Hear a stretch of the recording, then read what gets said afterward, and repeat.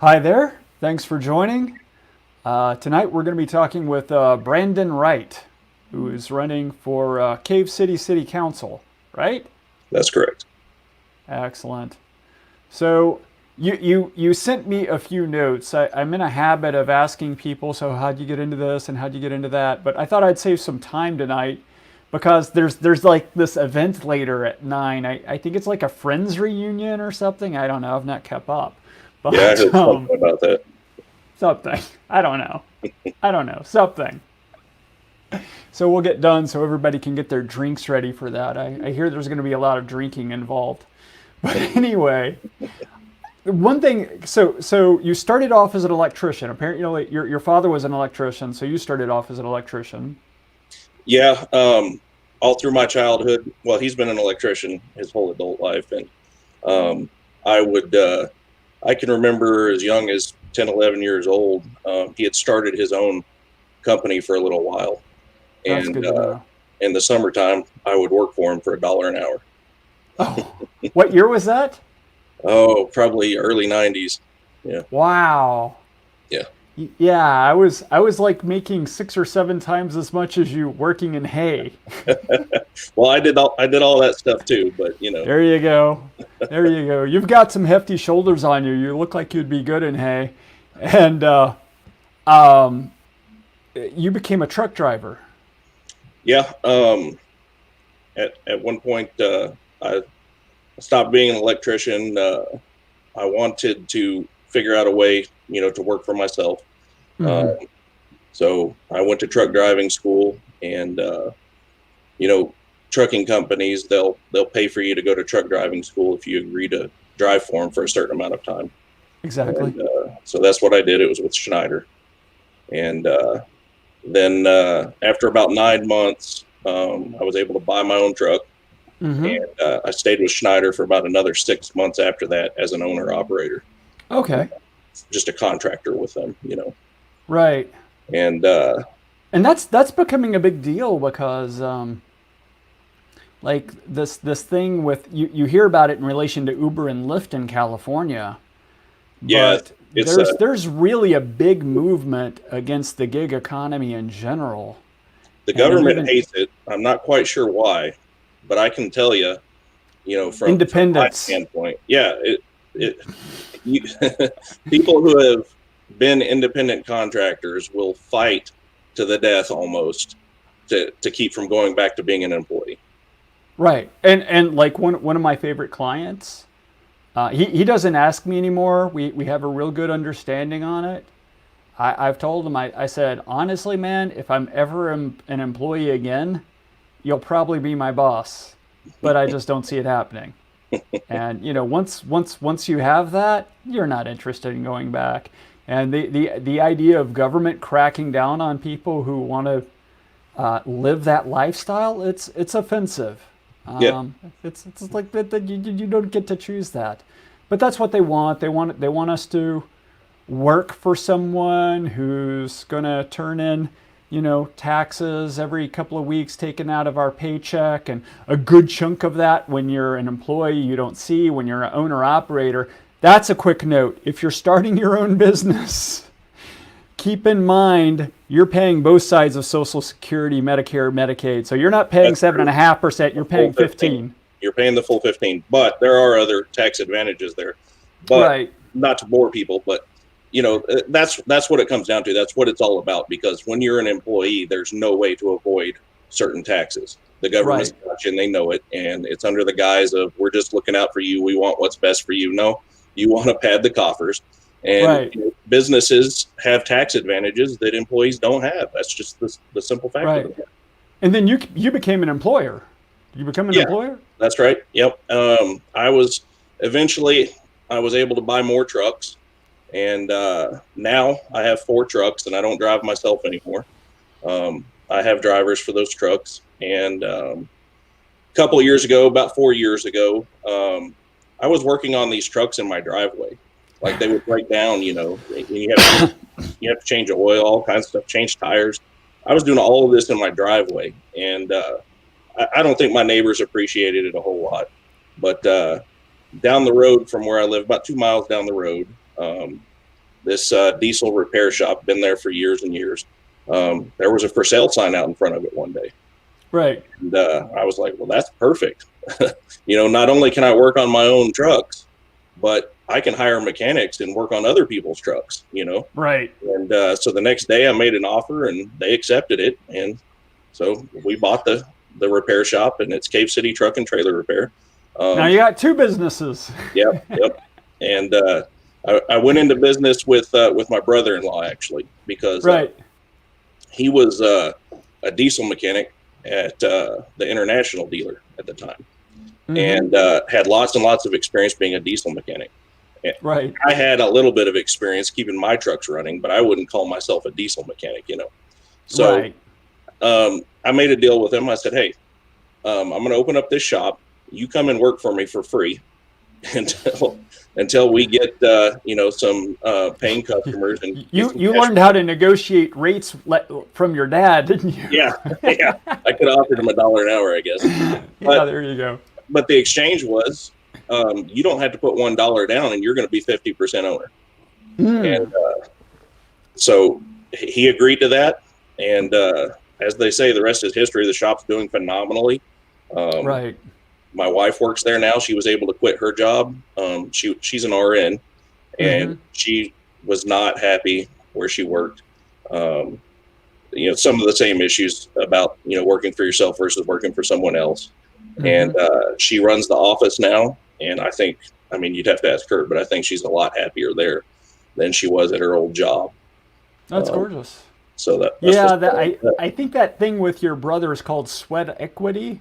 And yeah, I'm no tax accountant, but I think there's some nice tax benefits to that as well if they've got closed those. Yeah, there's some good benefits, but cool. Yeah, and but I guess it's weird. So you hired someone to work on trucks for you. You hired your brother to work on trucks for you, and then you decided you wanted to work on aircraft engines. Yeah. Well, to be clear, it's my brother-in-law. And okay, sorry. Yeah, that's okay. I Fake actually, news. How dare you? So I hurt my back when I was still driving. Okay. I ruptured a disc in my lower back, and that's part of what motivated me or demotivated me, I guess, from driving anymore. It's really rough bouncing down the road all day long, and then a lot of the extra stuff that you have to do as a truck driver. Right. But I noticed that as I was working in the shop and working on trucks and stuff, my back just was getting worse and worse and worse. And I thought, I've got to. I can't sit around and not do anything. That's really bad for me, like mentally and everything else. Like I always have to be doing something. So, I honestly, I'm not even sure how the idea came to me, but I think, we overhaul an engine, and it's $15,000 to $20,000 to overhaul a diesel engine, and so I started looking into aircraft engines and what you can charge to overhaul an aircraft engine, and it's even more than that on some of them. And the best thing about aircraft engines is they're small and made out of aluminum. So Nice. They're light.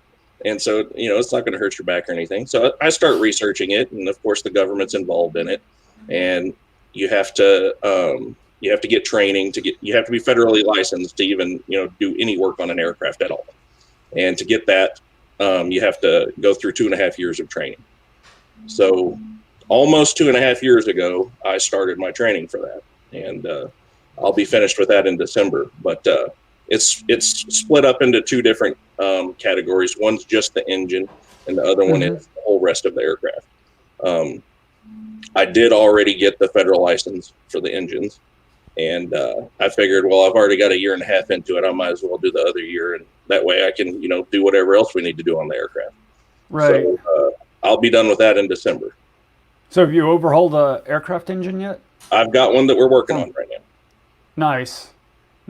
Excellent. So I know everybody tuned in is always fascinated with what exciting things government can help. So I'll ask straight out of the gate, how can government help someone to be a success like you? Well, a loaded question there. A little bit. I've fought the government every step of the way to get where I am. I think the best thing they could do would be to get out of the way, honestly. Right. Well, one of the things that I think is key in your mission, and we left this out on purpose, but by the way, while he was doing all this, he also fought cancer in one. So kind of a action-packed few years there. Yeah, that was quite a bit earlier in the story, but yeah, that's right. True. Right. And my wife too, by the way. Wow.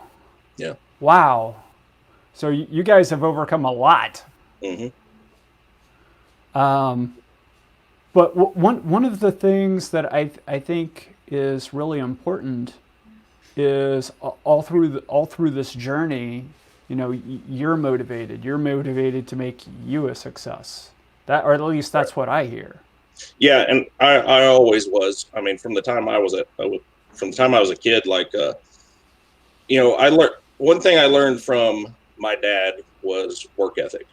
Right. And, you know,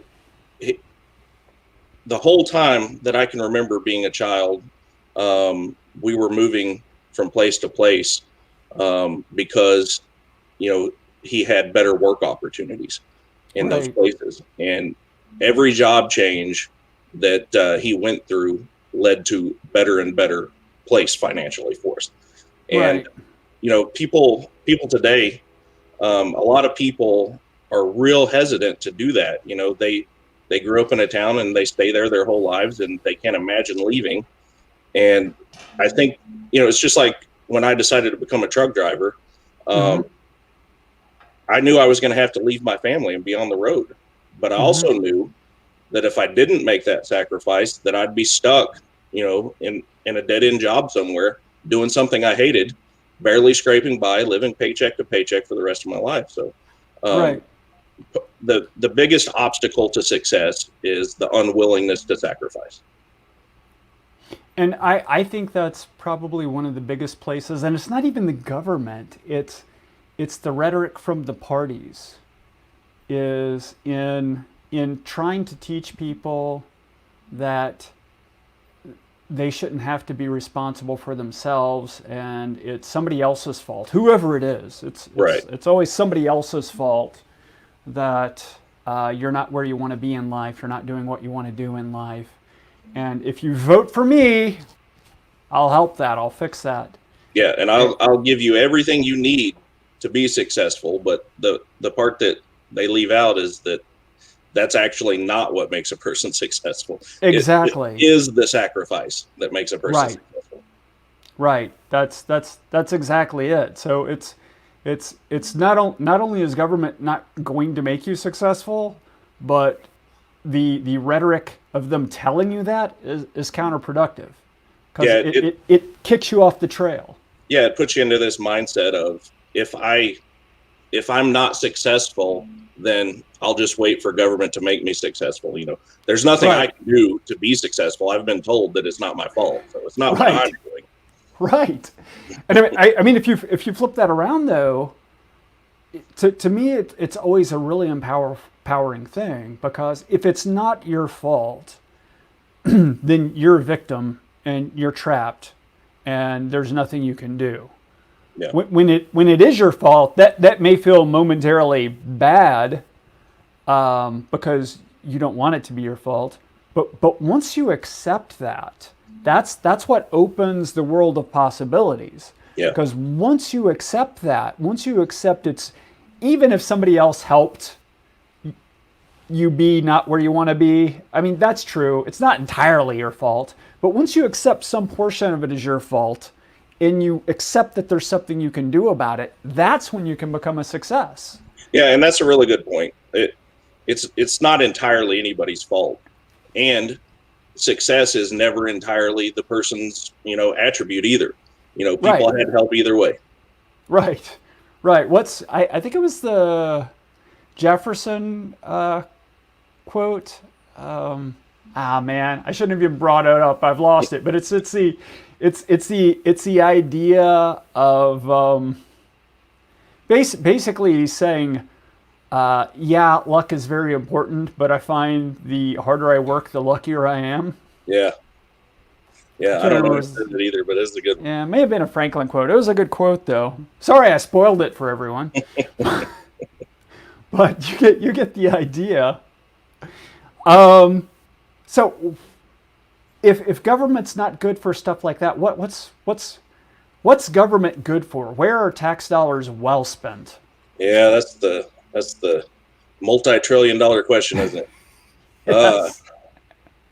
I mean, there's no such thing as a well-spent taxpayer dollar, but the government does have roles. They're Mm-hmm. not particularly great at it, but there are legitimate roles for the federal government. If they would stay in their lane, we would all be a lot better off. Right. Military comes to mind, but they screw that up too. They spend way too Sure. much money on that, and they put our troops all over the world when we have no business being there. Uh, Right. so, yeah, I would love for our tax dollars to be well spent on the military, but they're not well spent on the military. Right. But maybe I don't know that. There's a military industrial complex for one. Yeah. I've worked with a lot of people who worked for some of these defense contractors. It is crazy wasteful. Oh, Um, you want a firsthand example? sure. So when I was driving the truck, I picked up a computer. It was probably about the size of a trash can. It was for. Do you remember them talking about the Orion spacecraft that was supposed to replace the space shuttle? Mm-hmm. So it was a flight control computer for Orion, Got it. and I picked it up. I can't remember what state it was. It was New Mexico or Arizona or something. One of those states. But I think it was Lockheed Martin is where I picked it up from. And like I said, the size of a trash can. And this is a 53-foot semi-truck trailer. And they paid $5,000 to ship that computer all the way to Alabama.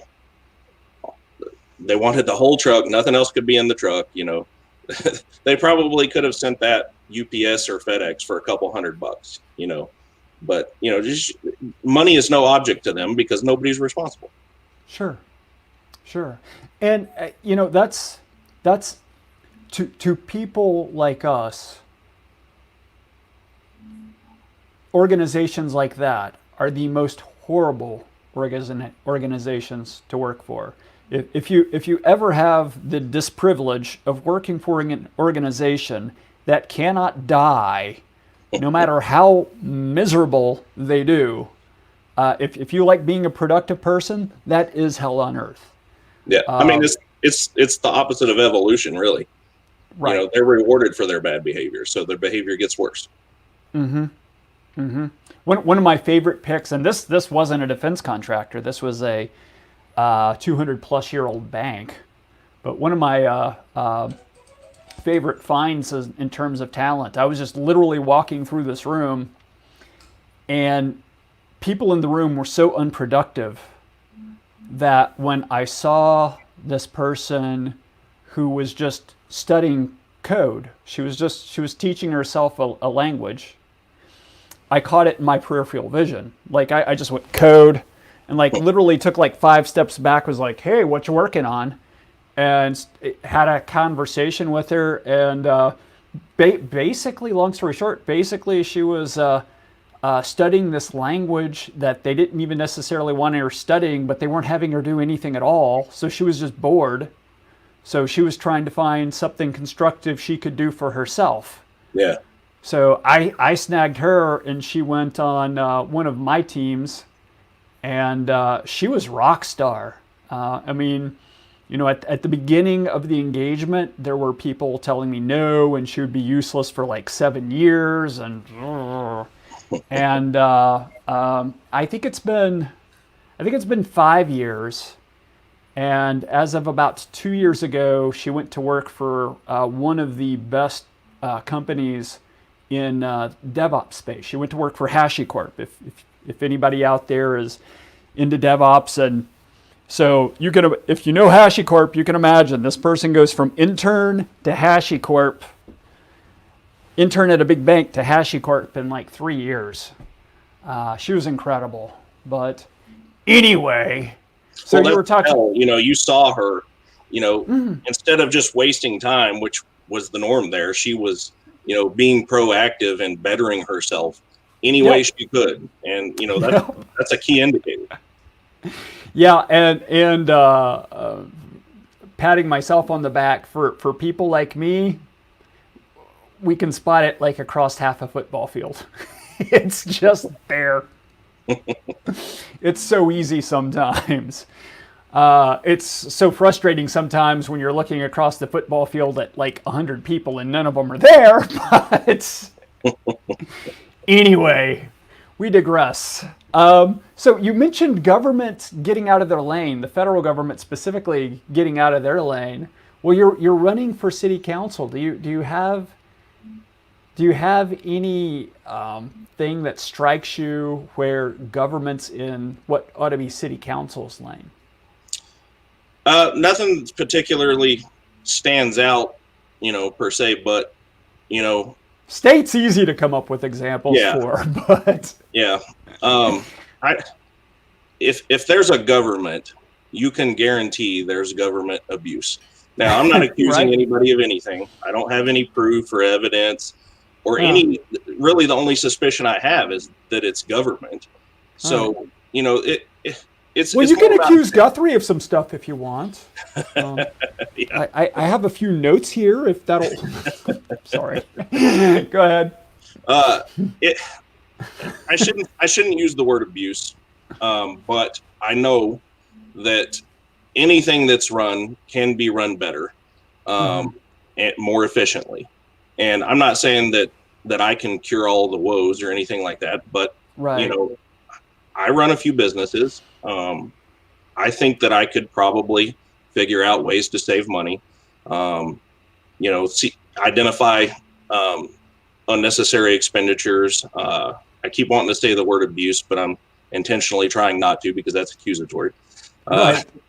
Just inefficiencies in the system that can be made a lot better. Because to me, every dollar that we steal, collect from the taxpayer is precious. Somebody worked really hard for that, and that's not appreciated in government at all. Like, they don't care one bit, because to them, they just get it. They don't have to work for it. They can just take it. So, I just want to be able to guarantee to everybody that every dollar that we take from them is spent in the most efficient way possible for the uses that they would expect it to be spent for. So basically, you think the guy who worked in the 90s for $1 an hour as an electrician for his father appreciates the value of $1 and put into city government could probably do a pretty good job of making sure dollars are well cared for. That's an excellent point. Yeah, I know exactly how hard it is to get that. Sometimes. I can get that. Do you have any other specific goals for city council, or just the general idea of bringing your business acumen to reduce waste? Well, back on the tax dollar thing, I abhor income tax.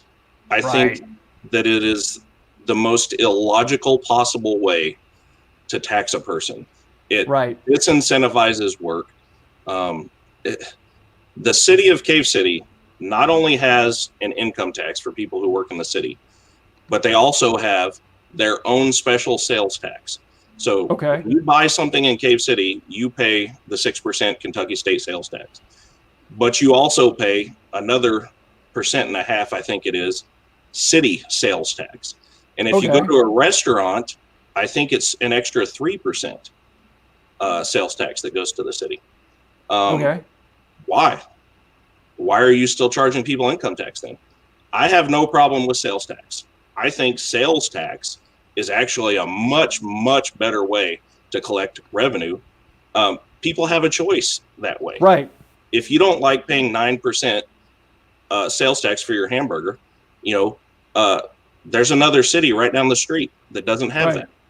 And you have options that way, as opposed to just because you work for a living, they just take it right out of your check and you don't have an option. Right.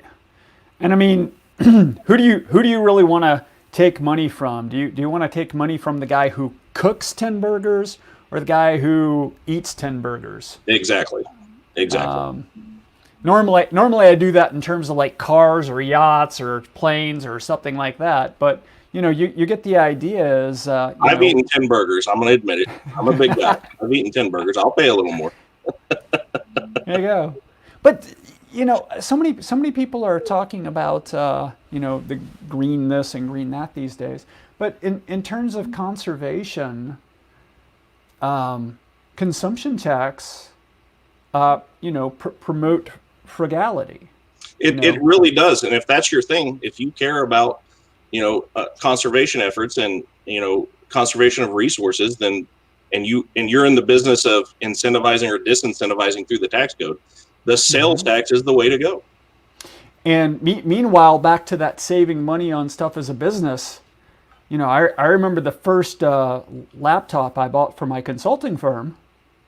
I paid $3,600 for the Power Mac.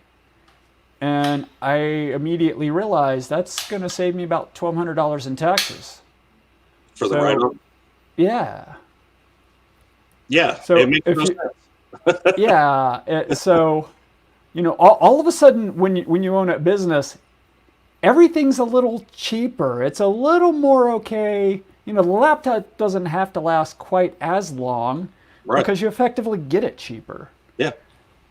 Gas is a little cheaper. Electricity's a little cheaper. Everything's a little cheaper because you're spending money on that it saves you money on taxes. So again, the income tax promotes waste. I mean, not outright promotes waste, but it at least dampens the pain from spending money. It promotes consumption. And the consumption tax, promotes frugality. So, which one do we want to really promote this day and age? I say we promote production and productivity and conservation. Ask any employee who has ever worked overtime what they think about income tax when they get that overtime check, and they think they put in 60, 70 hours one week, and they're thinking about, oh, look, I can get caught up on my MasterCard bill or MasterCard. Right. I don't even think that's a thing anymore, but Discover or Visa or whatever. Yeah, MasterCard is. But I can get caught up on this and that, and we can finally get the new dishwasher. The old dishwasher's been broken for months, and then they get their check, and it's like the tax rate that's been taken out has been doubled now. And,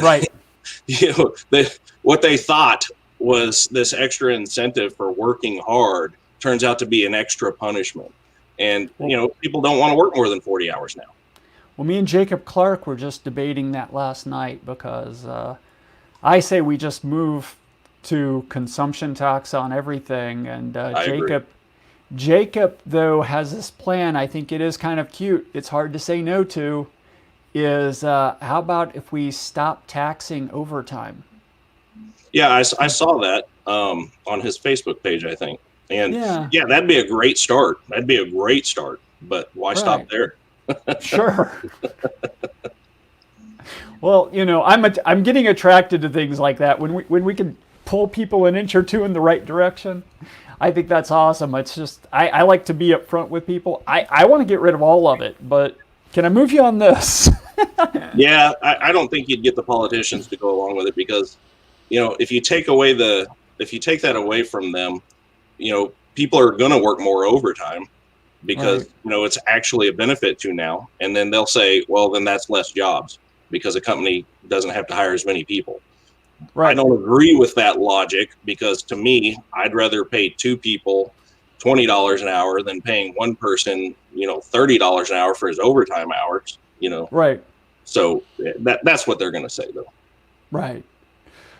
Cool. Well, man, I've been really excited about people running for local government. So I want to thank you first of all. I know it's nonpartisan, right? City That's council is correct. Yeah, nonpartisan. it's nonpartisan. But it's still very exciting for libertarians to run for nonpartisan races. It's very exciting for libertarians to get involved in local government. It's actually been my guests this year who have really sold me on that and helped me see the importance of that. So I'm really excited you're doing it. So I appreciate that. Thank you, sir. Well, you're welcome. Now, I know some people are wanting to learn a little about the campaign, so I'm going to post this little comment here that's a link to a Facebook group where people can learn about your campaign.